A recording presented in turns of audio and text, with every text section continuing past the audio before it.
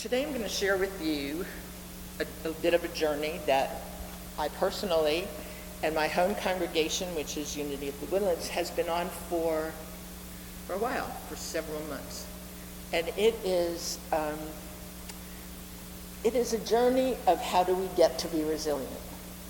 And we realized that after COVID and with all of the craziness that's going on in the world, that one of the challenges we were having was not feeling like we were resilient enough. So we've been working with a book called The Power of Resilience. It's a book by Robert Brooks and Sam Goldstein, who are PhD faculty members, and it is peer-reviewed research into practical strategies to help people and communities get through difficult times. Pretty basic. Easy, I should say, simple but not easy. So that's where we are. If you needed some scriptural back for this, I'm going to quote to you Proverbs 24, which says, "Though the righteous fall 7 times, they rise again." And I don't know about you, but I have face planted way more than 7 times in my life. So, how do we develop the strength to rise again? So here's the fact. Life tests everybody. Nobody gets out of this life without being tested. And there are seasons of our lives when prayers seem delayed, doors close unexpectedly, relationships fracture, finances get tighter, and grief can settle heavy in our hearts. Yet one of the greatest gifts that we have as human beings is the gift of resilience. And it is a sacred strength to rise again after being knocked down. It is not a preventative from getting knocked down. It is bounce back ability. I don't know, made up word, but for me that's what it is. That's what resilience is. It's getting knocked down and being able to bounce back. Because you see, resilience is not pretending that the pain doesn't exist. It's not denial. It's not emotional numbness. It's not empty positivity. Because I don't know about you, but people who walk through life saying problems don't really exist, it's all in your imagination, really chap me. I mean, it's, just a Pollyanna place to be in the world. Resilience is our capacity to endure hardship without surrendering our faith. Now, this is not faith. This is faith in the true meaning of the word faith, which is trust. Okay, faith really and truly is not about a litany of things you believe in. So sometimes when we talk to people about faith, they give us a litany of I believe in this and I believe in that. That's not the original meaning of the word faith. Faith is an abiding trust. An abiding trust, sometimes without proof. So, how do we endure all of the hardship that the world throws at us without surrendering that faith? Without surrendering our identity and without surrendering hope? Because you see, world events, especially lately, want to convince us that our story is over. But Spirit often uses suffering to reveal to us that our story is still being written. Because you see, a resilient believer says, I may bend, but I'm not going to break. I may cry, but I have the will to continue. I may fall, but by grace I will rise again. And resilience in our human experience is built through trials. Think about gold. Gold is refined by fire. The higher the fire, the purer the gold. Otherwise, it's just a base metal. Muscles grow through resistance. Those of us who've spent any time in the gym know this is true. You don't build muscle by wishing it would build. Okay, you've got to go out there and create some resistance. And faith matures through testing. See, many people, a lot of people I know, ask for strength And then they try to avoid every difficult situation that will help them build that muscle. So they live in avoidance of it. But strength is developed in struggle. And if we go through the wisdom literature, I know that this congregation is not Bible-based, but the one that I come from is metaphysically interpreting the Bible. But think about Joseph in the Bible. Okay, he was betrayed by his brothers and thrown into prison before he was put in a position of leadership. David faced the lions, he faced bears and giants before becoming king. Job suffered devastating losses and setbacks until he finally found his place in the world. And Jesus, who I believe is a teacher and my elder brother, endured the cross. And one of the things we have to know is that pain is not punishment. Now, I come out of a tradition that says, I'm a cradle Catholic, and I come out of a tradition that says when your life goes wrong, it's because you're bad. It's because you've done something wrong, or said something wrong, or behaved in a way that wasn't gracious, whatever. And of course I reject all of that, but that for some people lives at the base of their belief system when they are in pain. And so they take it on. But sometimes, and I encourage you to think about it this way, sometimes pain is preparation. Because think about this, in a storm, shallow roots are exposed, but trees that are deeply rooted survive. They survive violent winds because they've learned how to sway. They've learned how to be flexible. And in that have built stronger roots. So some of the strongest people in the world are not people who have avoided hardship, but those who walk through hardship and just refuse to quit. So the world, and sometimes the people in it, and for some of us, the people in our lives, try to convince us that nothing will change, that prayer is useless, that failure defines us, that our wounds disqualify us. Think about that. Our woundedness disqualifies us. And if we believe in any of those things, it weakens our resilience. But resilience in us personally and in us as communities of trust and faith grows when we remember that we are not alone. That we're always connected to the source, to the energy of the universe, however you choose to define that. That your mind is connected to the divine and the creative mind of the universe. That the creativity of the universe is ours to claim, not to earn, but to claim, and to remember three basic things: that we are loved, that we are loving, and that we are lovable. So our situation may change slowly, but if we remain constant, we'll succeed. And we have to do the work every day. I was talking to Dennis before I came in about my crazy last couple of weeks. And I don't know about you, but when things don't exactly go the way I want them to go, I kind of go down this rabbit hole about it's going to be always like that. I mean, I went through, my compressor got struck by lightning, and I had to replace. It was a long story, but then I thought it was fixed. And then I went out to the ranch and I opened the door and I got hit with 90 degrees because my power and my compressor went out there too. And we get caught up in this, I get caught up in this, always why me, why is this happening to me, how come I have, that it's craziness that we make for ourselves, that junk that we put in our minds. So we have to work it every day. And one of the ways I work it is to stay prayed up. And I try never to judge my life by the unfinished chapters in it. And I try to remember that my life and your life, both as individuals and as a community, are written daily.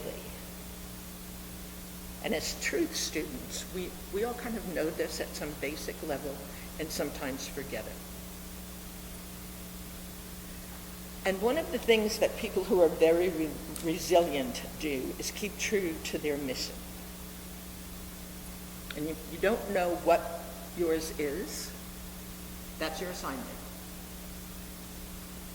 Your assignment is to figure out what is your mission, because you will build your resilience based upon how hard you work toward that mission. Because you see, resilience requires us to have a vision beyond present pain.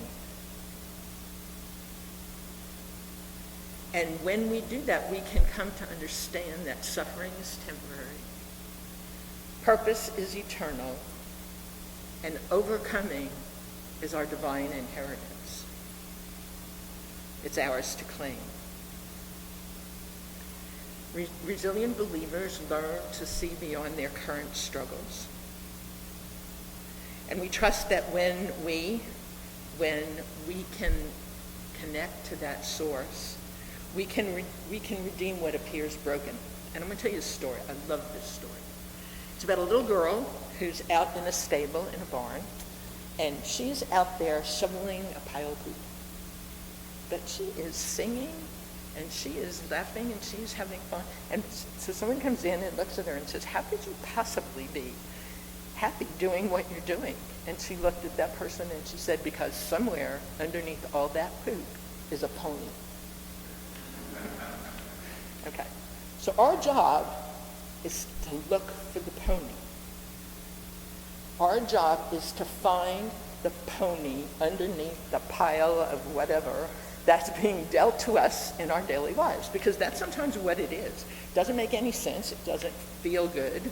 It doesn't seem to be serving any purpose, but it is real, and it is ours to deal with. But keep that pony in mind, because in all of that, there is a pony.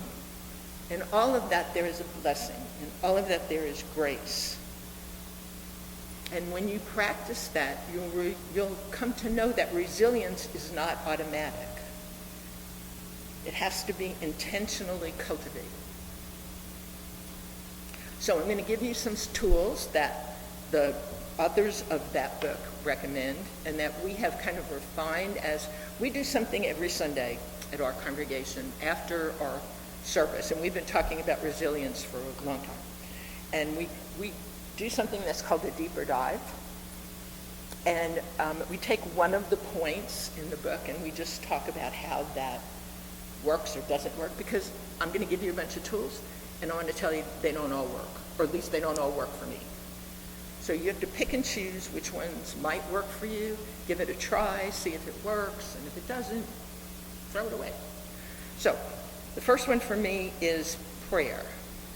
And prayer for me is not about asking for stuff. And it's one of the members of my congregation, the chairman of our board, told me I needed to update this metaphor, but I haven't found a better one. For me, prayer is like deciding I want to listen to music by turning on a radio. Okay, so I have to make a couple of decisions. I have to decide I want to listen to the music. I have to get a radio. I have to either plug it in or get batteries. I have to decide what kind of music I want to listen to. I have to turn it on, and here's where prayer comes in. Because one of the things I have to do is tune it to get to the place where the music I want to listen to is on that dial. And to me, that's what prayer is. Prayer has nothing to do with the outside. Prayer has everything to do with tuning me. To be able to notice, to recognize, to acknowledge, to live in gratitude for what is already there. But in my humanness, I get so caught up in my world and so caught up in the whatevers that I forget that. And I forget to notice. So that's what, for me, that's what prayer is. And so when pressure increases in my life, I pray before panicking.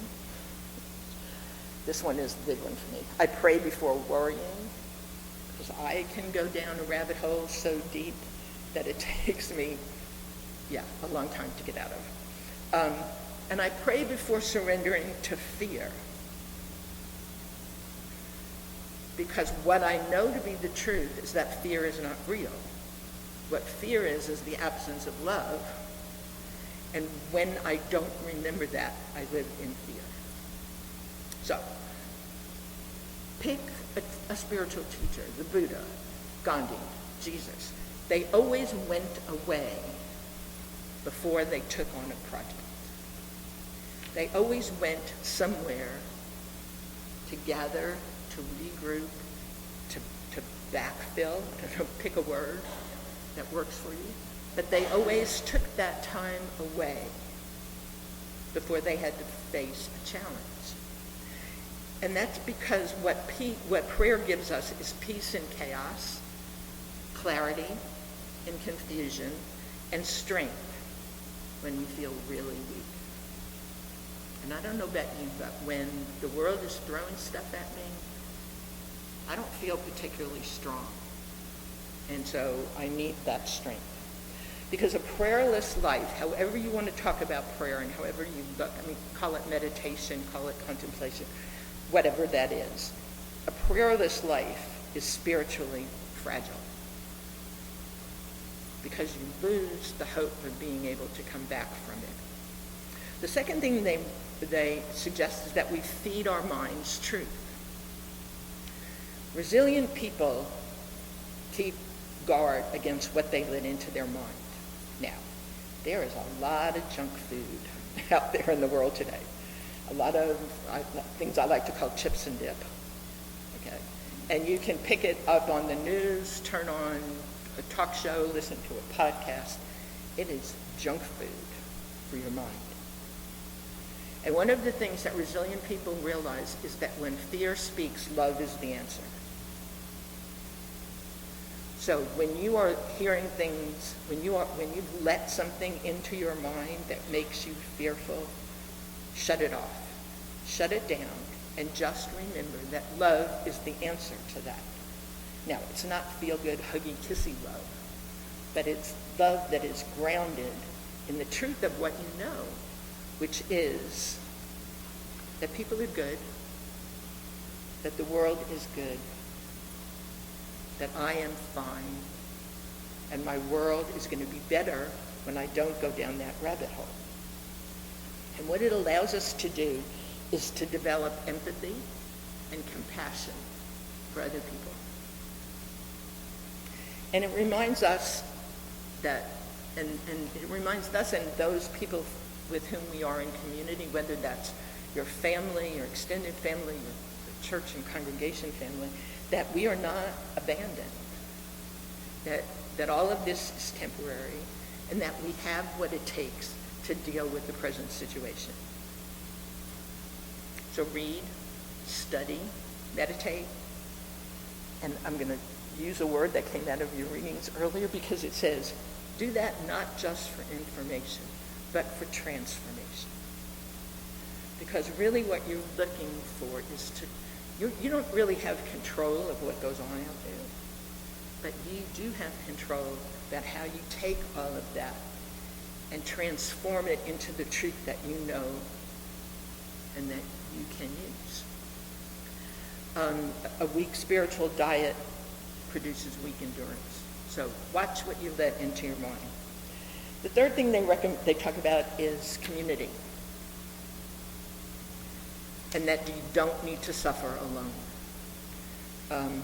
Because isolation magnifies discouragement. And the former Surgeon General, who was a young man, like a man in his 40s, did a study about isolation after COVID. And if you ever want to read something that just rips at you, is how isolated people are. I mean, he has called it an epidemic. He is no longer in that position and has made the study of isolation and its impact on people his life's work. Because that isolation is a cancer that eats at our very humanness.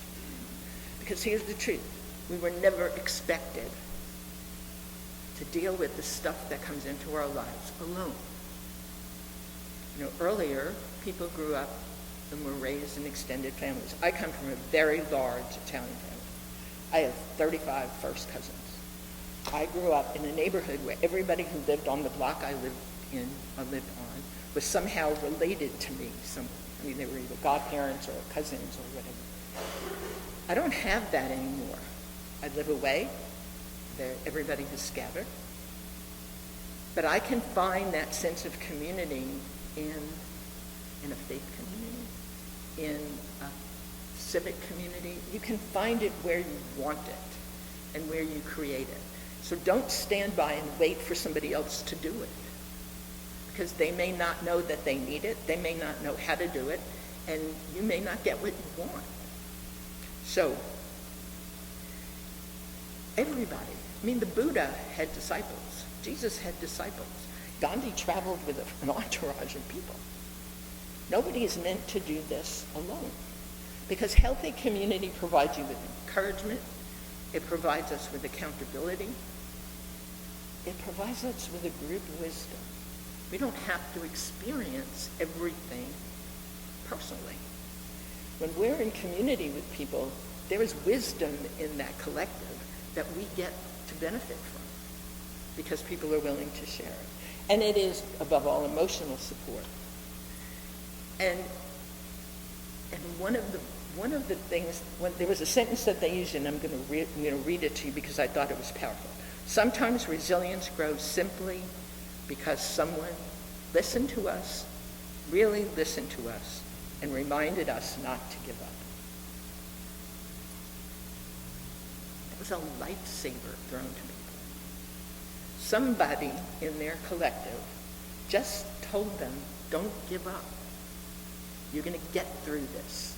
There's a tomorrow, and you are entitled to enjoy it. So, the fourth thing they talk about is living in gratitude. And they talk about it in terms of teaching our hearts to see grace in situations. Because gratitude and living out of gratitude changes our perspective. So resilient people learn to live with a grateful mind and a grateful heart, not only after they're victorious, but even after they fail. Maybe especially after they fail. But gratitude reminds us that we've overcome trials before, and challenges are part of the human condition. We did it once, and we're still here, so we can do it again.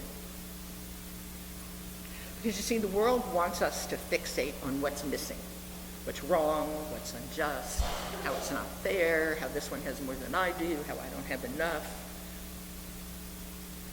But that's not what gratitude teaches you. Gratitude teaches you not only do you have enough, but that you are enough. That you're not lacking. That your world is not in deficit. That people are basically good. And that love conquers fear. And that we, as a community, can do something about things. We're not victims sitting on the sidelines being done to, but rather we can do things. The fifth thing they talk about, and this is, for those of us in the modern world, a real bugaboo, and that is rest. Exhaustion weakens resilience. And exhaustion is not a badge of honor. How many people do you know, I know several, who brag about how full their calendars are, how they never have time to do anything, how they're totally exhausted, how they can't sleep above. And they wear it like some kind of badge of honor that makes them think that they're important. So my life is so full with stuff that therefore I must be important. And what they forget is that rest is not laziness, but rather rest is stewardship. Rest is stewardship of your body. You cannot pour endlessly into the world. You can't be there for other people, you can't listen well, you can't love well, if you're neglecting your own soul.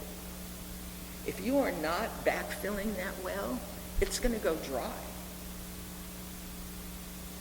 And so you have to figure out what it is that you need to get in order to fill that in. And it's going to be different for everybody. So I can't give you a formula that says, okay, if you do A, B, and C, then it's going to be fine. You have to figure that out for yourself. But figure out how do you backfill that well and do it constantly. Because resilient believers know that seasons change, all pain passes, and we can bring beauty from the ashes. So remember, keep looking for that pony. Because looking for that pony and knowing there's something, that pony is there, allows me to get through many a day when it doesn't feel like I can. You know, I was with a group of young people about, I don't know, a week and a half ago. I say young people, they were in their 30s. And they were absolutely immobilized with the idea that AI was going to take their jobs. I mean, it was all consumed. Now, they all had good jobs. They all didn't have any particular reason to think that their jobs were going to be eliminated. But all of their energy was, I'm going to lose my job. I'm never going to be able to find one. I don't have, and all I kept thinking was, you keep talking like that, and it's going to be a self-fulfilling prophecy because you're going to carry that energy into your workplace. So we need to be careful of all of that. We need to know that oftentimes we create our own craziness, and that we then have the opportunity to share. And this is one of the last things, and that is share your scars. Because your scars can be somebody else's survival guide. And one of the gifts of surviving hardships, and one of the gifts of being, as my students used to call us, diamond heads, those of us who are gray here, is that we have survived. And we have developed some skills that help that along the way. And so our testimony, when we talk about it, has power because it's evidence of survival. So, if I'm talking to a mom that's had a miscarriage, and I can share the fact that I did, and I can be with her out of that energy, and I can assure her that it's not an inevitable dicta of childlessness forever, that there's light at the end of that crazy tunnel. That scar that I carry becomes a lifeline to her. Because people need to hear how you kept praying, how you endured grief. And after COVID, this was a big one in our community. Those of you who know me know I lost my husband during COVID. And that grief in that isolation was overwhelming for me. But I share that scar. I share that with other people and say, yes, it's hard. Yes, it doesn't ever really go away. And yes, there's life on the other side of it. For some people, it's how you overcame addiction to whatever that is, how you survived heartbreak, how you survived disappointment, and how your practices, whatever they are, sustains you. Because our scars, our physical scars and our emotional scars, are not proof that we were abandoned. They're not proof that we failed. They're proof that we have what it takes not only to survive, but to thrive. So, how do we rise again? How do we regroup? Sorry, that's the Italian in me. I can't keep hitting the mic. So you may feel tired today. You may feel wounded. You may feel uncertain about tomorrow. But hear this clearly. You are not alone. You are not alone. Don't let failure define your future. Don't let delay destroy your faith. So get up again. Because you're going to get knocked down again. So get up again. Pray again. Believe again. Hope again. Reach out to other people again. Because the same source of the universe that's carried me through for my 79 years will sustain me tomorrow. It's there. And when the storm passes, one of the things I know is that I not only will survive, I know this for myself and I know it for you, that not only will you survive, but you will thrive. And you're going to find the purpose for which Spirit has designated your soul. You will find your life's purpose and you will celebrate it. Because all of us, those of us who are willing to do the work, are resilient overcomers. So thank you. And with that I say amen and amen.